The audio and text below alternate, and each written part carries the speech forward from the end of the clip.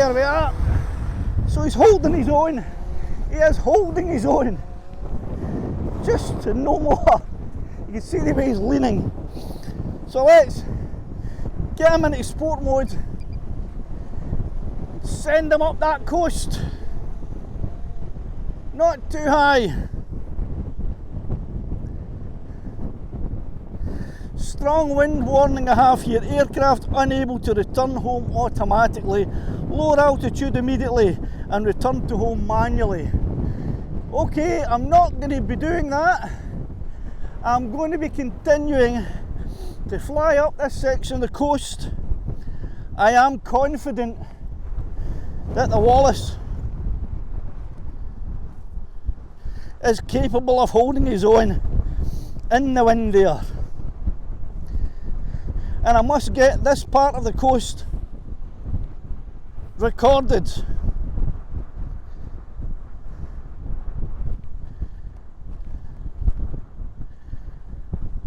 And you can see the speed.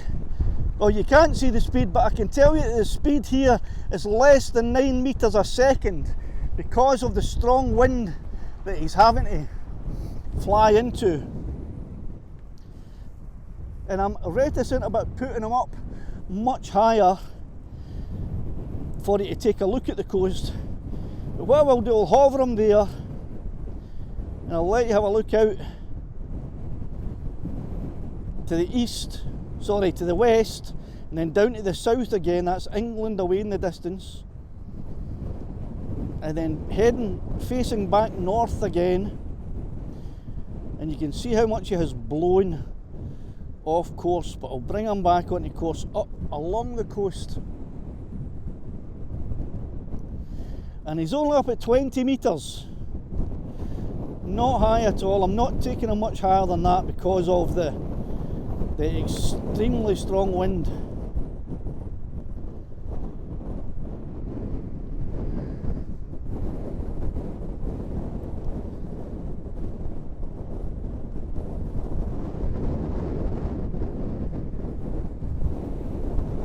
You probably can't see him in the camera, but with my naked eye, he's still visible to me. He's 700 metres out, but he's a big boy. And he's got the Insta X4 attached to him, so I can see him quite clearly.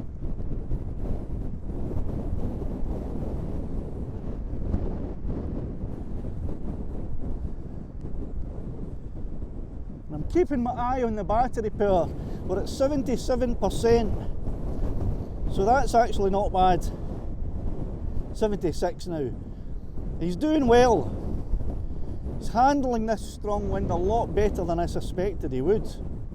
I don't think either Lassie, my Mini 2, or Caledonia, my Mini 3 Pro, or any of your Mini 4s or Mini 5s would be able to handle weather like this. It's just, it would be too much.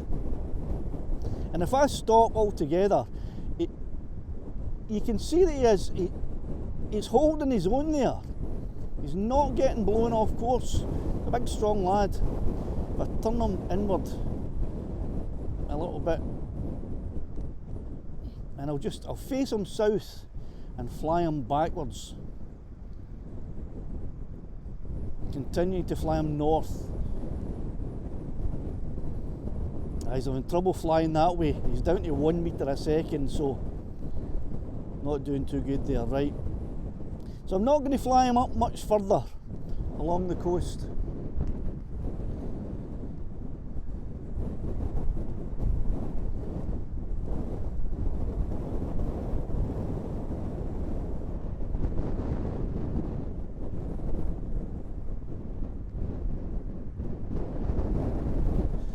But I'll try and take him up to that point, that point that the natural promenade there that points out. I'm getting slapped with flying leaves here. I'll take him up as far as that. I think that will do us.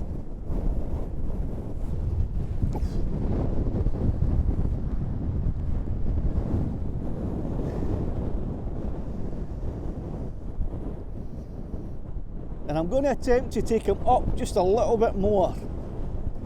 He's up now at 25 metres.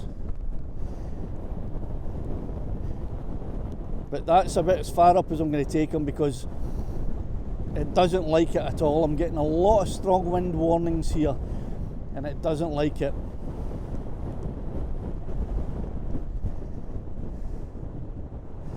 And he's almost at a standstill now, as a matter of fact. I'll need to bring him back down.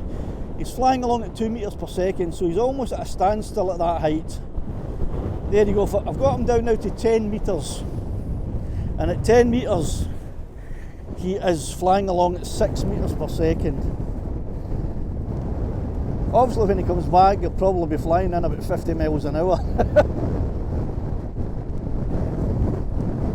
And battery's now down to 58%. Not too worried about that because the strong headwind that he's flying into will be a great tailwind to bring him back.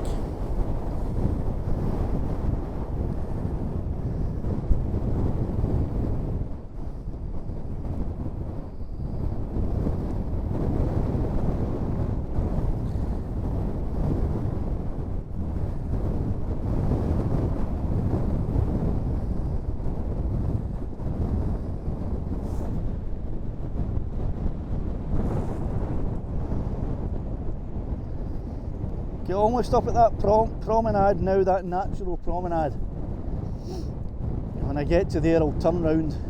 I'll have a look up the coast from that point, but that's where I'll turn the Wallace around and bring him back.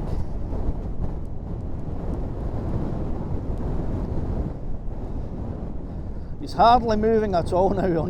I'll bring him down a little bit to get his speed back up so he can continue to move northwards. The battery's now at 49%, so this promenade is the farthest I'm going to take him.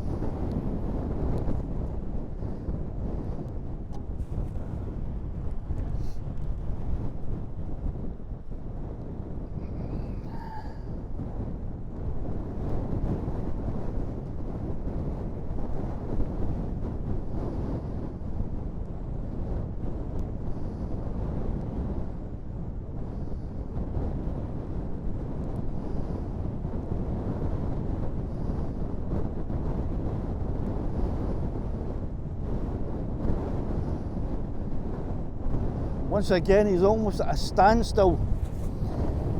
13 metres high he is, so he's very low to the ground, but he's only travelling along at 6.8 metres a second. But here we are, we're reaching the point of the promenade here, the natural promenade. It's the furthest I'm going to take him.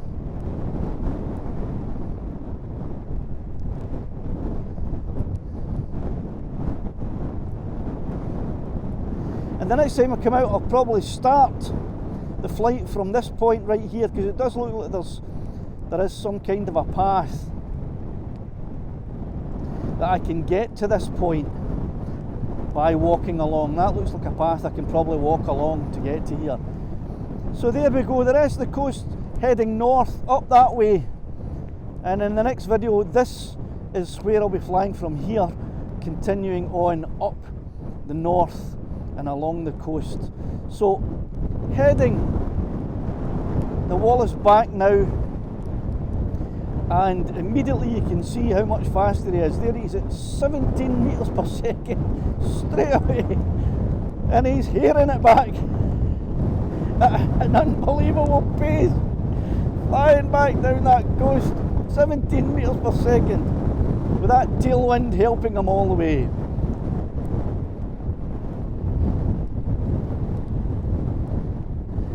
And off in the distance there you see England.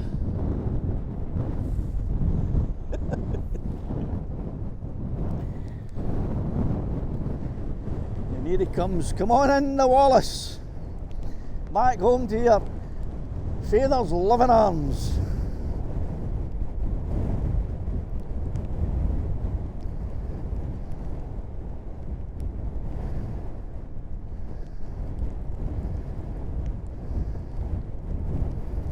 And the rain's starting to scalp down now as well, so just about the perfect time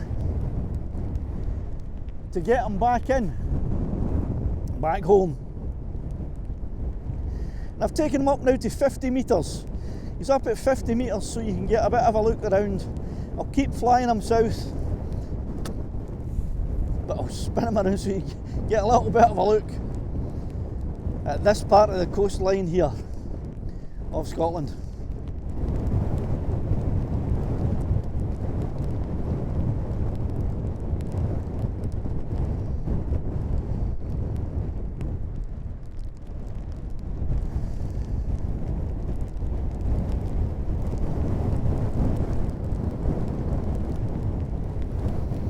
.3 miles per second, metres per second, miles per second. It's like a rocket going to Mars. 17.3 metres per second he's travelling at now. With that tailwind pulling him all the way back. And it's starting to get really heavy. I can feel some hail hitting me as well now. There's hail battering the side of my face.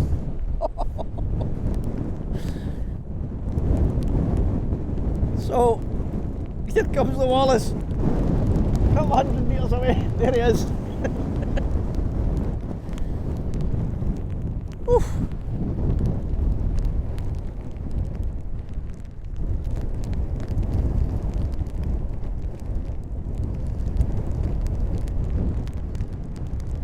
Now just get him in, turn him round a wee bit. Here he comes. Come on, son. Oh, look at you. Here you go.